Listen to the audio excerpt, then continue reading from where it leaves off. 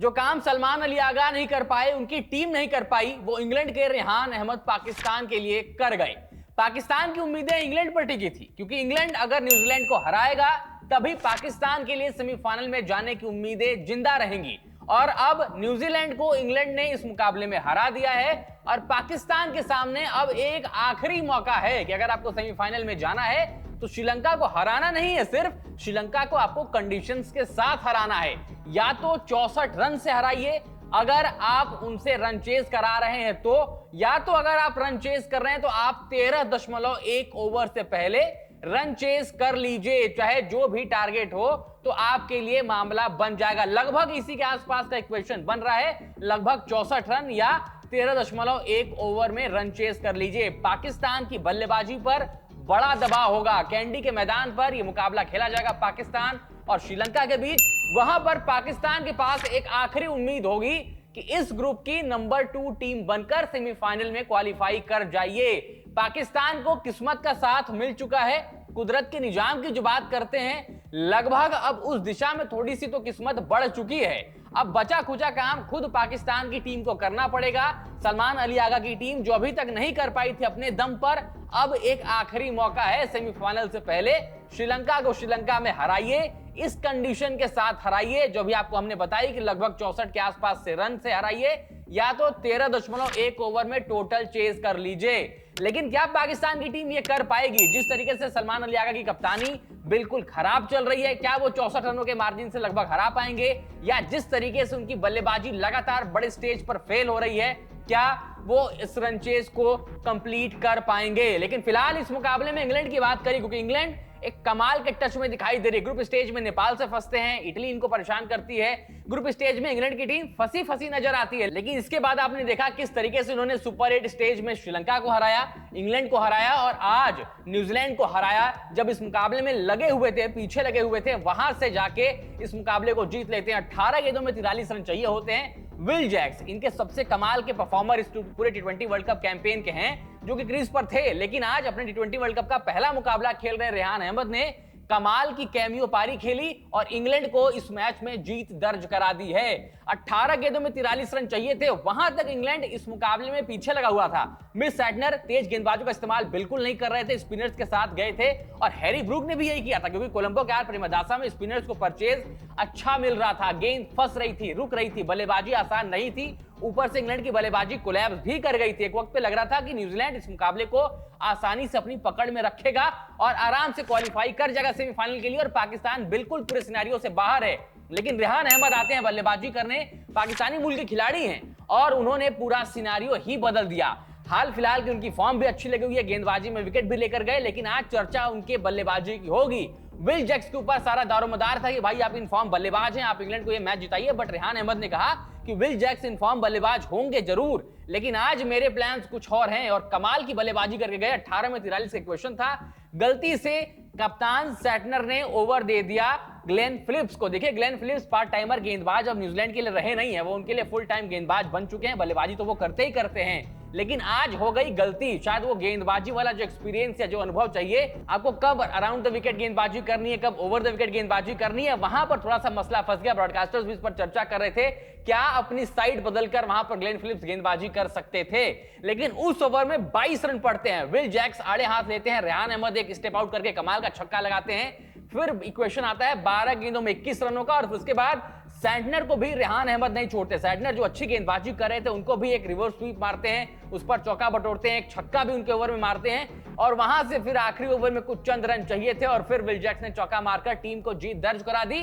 और पाकिस्तान ने खुशियों की लहर भेज दी है। यह मुकाबला कोलंबो के प्रेमदासा में इंग्लैंड ने जीता जरूर है, लेकिन इसका जश्न पूरे पाकिस्तान और कराची तक गया होगा, और वहां पर जो पाकिस्तान क्रिकेट टीम के फैंस और पाकिस्तान की टीम जो इस वक्त श्रीलंका में मौजूद है, जश्न वो भी मना रहे होंगे कि चलो अब तो चीजें हमारे हाथ में आई हैं। लेकिन असली खतरा तो यही है ना कि चीजें पाकिस्तान के हाथ में चली गई हैं। अगर ये उम्मीदों पर किसी और के टिके थे, वहां तक तो बेहतर था, क्योंकि सामने वाली टीम कमाल के टच में चल रही है, बेहतर क्रिकेट खेल रही है। लेकिन यहां पर आप जब अब पाकिस्तान के हाथों में चीजों को देखते हैं तो क्या पाकिस्तान श्रीलंका को इन कंडीशंस के साथ हरा पाएगा? क्योंकि देखिए आसान नहीं होने वाला। श्रीलंका ऑलरेडी 2 मैचेस हार के आ रही है। सुपर 8 में उनका जो सपना सेमीफाइनल जाने का वो बुरी तरीके से टूटा है। बहुत डिसअपॉइंटमेंट है उस टीम के साथ और वो बिल्कुल नहीं चाहेंगे कि अपने होम क्राउड के सामने वो 3 के तीनों सुपर 8 के मुकाबले हार जाएं। सेमीफाइनल में नहीं गए, उसकी डिसअपॉइंटमेंट बहुत ज्यादा है। बहुत ज्यादा वहां पर फैंस नाराज हैं, समर्थक नाराज हैं, टीम भी बहुत डिसअपॉइंटेड। आपने लसित मलिंगा, सनत जसूरिया की वो एक सैड तस्वीर देखी होगी जब वो डगआउट के स्टेयर्स पर बैठे थे।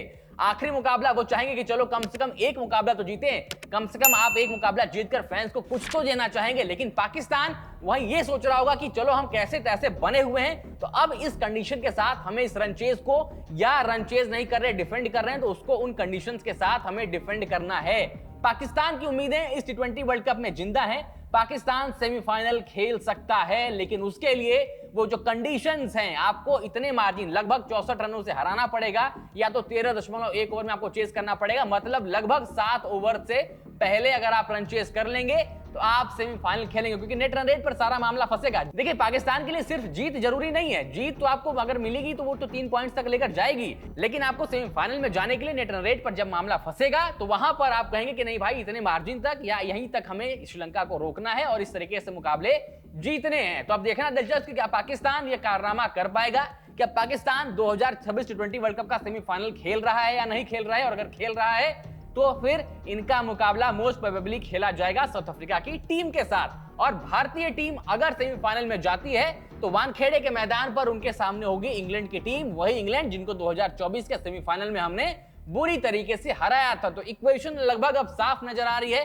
और अगर न्यूजीलैंड आती है, पाकिस्तान ऐसा कुछ नहीं कर पाती, तो फिर 2023 का वर्ल्ड कप याद करिए, वो सेमीफाइनल याद करिए, वहां पर भी हमने न्यूजीलैंड को सेमीफाइनल में हराया था। तो पाकिस्तान को किस्मत का साथ मिला है। रेहान अहमद ने, विल जैक्स की पारी ने आज ये कारनामा किया है। लेकिन अगर आप इस मुकाबले की बात करें जहां पर इंग्लैंड के सामने न्यूजीलैंड की चुनौती थी, पहले न्यूजीलैंड बल्लेबाजी करने आती है और वहां पर वो बोर्ड पर लगाते हैं 159 रन। न्यूजीलैंड की जगह बल्लेबाजी में आप देखें तो टीम साइफर्ट फिनलन अच्छी शुरुआत करते हैं, रचिन रविंद्र को शुरुआत मिलती है, लेकिन बड़ी पारी में कैपिटलाइज नहीं कर पाते।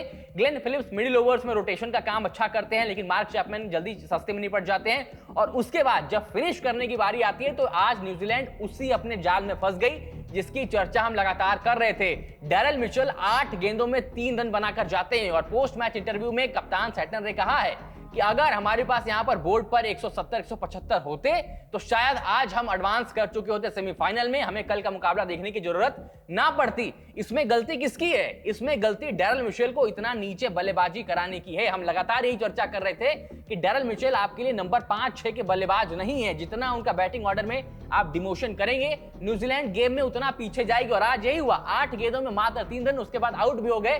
तब जब आपको गेम अच्छा फिनिश करना था, जो 10, 12, 15 रनों का शॉर्टेज रह गया न्यूजीलैंड के पास, वो इस पारी की बदौलत रह गई है। और आज यही पारी एक बड़ा कारण बनी है जो कि न्यूजीलैंड को अब पाकिस्तान के ऊपर निगाहें रखनी पड़ेंगी और देखना पड़ेगा कि पाकिस्तान कैसा खेलती है, क्या उस मार्जिन से जीतती है या नहीं जीतती है, हम सेमीफाइनल जा रहे हैं या नहीं जा रहे हैं। ग्लेन फिलिप्स की गेंदबाजी पर आप सवाल उठा सकते हैं। देखिए सामने वाले बल्लेबाज वहां खेलने आए थे, उनको पता था कि अब हमें 4 ही करना है आप, लेकिन डैरेल मिचेल की बल्लेबाजी देखेंगे आप, जब फिनिशर की भूमिका में हैं तो आपको फिनिश करना पड़ेगा। डैरेल मिचेल की स्ट्राइक रेट पर लगातार सवाल उठ रहे थे और आज इस मस्ट विन मैच में, एक इंपॉर्टेंट मैच में डैरेल मिचेल ने आपको धोखा दिया है और आज आप यहां पर पीछे लग गए हैं। वहीं 160 की रन चेस करने जब इंग्लैंड की टीम आई तो जॉस बटलर की खराब फॉर्म लगातार जारी है। फिल सॉल्ट का भी बल्ला आज खामोश रहा, लेकिन कप्तान हैरी ब्रूक और जैकब बेथेल ने जो अर्ली विकेट्स गिरे थे उनको थोड़ी सी संभालने की कोशिश की। एक 26 रनों की पारी हैरी ब्रूक ने खेली, 21 रनों की पारी जैकब बेथेल ने खेली। उसके बाद टॉम बेंटन और सैम करन के बीच में एक अच्छी साझेदारी हुई और उसके बाद जब मैच फिनिश करने की बारी आई, जिताने की बारी आई, तो विल जैक्स ने 18 गेंदों में 32 रन बनाया, रेहान अहमद ने 7 गेंदों में 19 रन, और ये 7 गेंदों में 19 रन बड़े कारगर थे रेहान अहमद के। गेंदबाजी में आपको न्यूजीलैंड की तरफ से अच्छा प्रदर्शन मैट हेनरी की तरफ से देखने को मिला, 2.3 ओवर में 19 रन, 1 विकेट, जबकि तेज गेंदबाजों को उतनी मदद मिल नहीं रही थी। स्पिनर्स की तरफ से आप देखें तो मिस सैटनर 4 ओवर में 29 रन खर्चते हैं, ग्लेन फिलिप्स 4 ओवर में 43 रन, वो जो चौथा ओवर था उनका वो 22 रनों का आ गया था। उससे पहले तो ग्लेन फिलिप्स की भी गेंदबाजी कमाल की चल रही थी। रचिन रविंद्र 4 ओवर में 19 रन, 3 सफलताएं, पिछले मुकाबले में भी इन्होंने 4 सफलता झटकी थी, तो इनकी गेंदबाजी तो अच्छी थी, लेकिन जब जरूरत थी वहां पर न्यूजीलैंड की टीम पीछे रह गई है। लेकिन फिलहाल अब इक्वेशन साफ है कि पाकिस्तान की सेमीफाइनल में जाने की उम्मीदें जिंदा हैं, न्यूजीलैंड भी पहुंच सकती है, और अगर पाकिस्तान सेमीफाइनल में जाती है तो साउथ अफ्रीका से इनका मुकाबला खेला जाएगा, और अगर भारत जाती है तो भारत और वेस्ट इंडीज जो भी जाता है सेमीफाइनल में 1 तारीख को जो मुकाबला जीतेगा वो इंग्लैंड से भिड़ेगा वानखेड़े के मैदान पर। अब कमेंट्स आप लोग बताइए कि कौन जा रहा है सेमीफाइनल। क्या पाकिस्तान अपनी जगह T20 वर्ल्ड कप 2026 के सेमीफाइनल में कंफर्म कर रही है या न्यूजीलैंड उनकी जगह पर जाएगी? अपनी ओपिनियन कमेंट्स में लिखिएगा। वीडियो पसंद है तो लाइक करिए, शेयर करिए, खबर गांव को सब्सक्राइब जरूर करिएगा।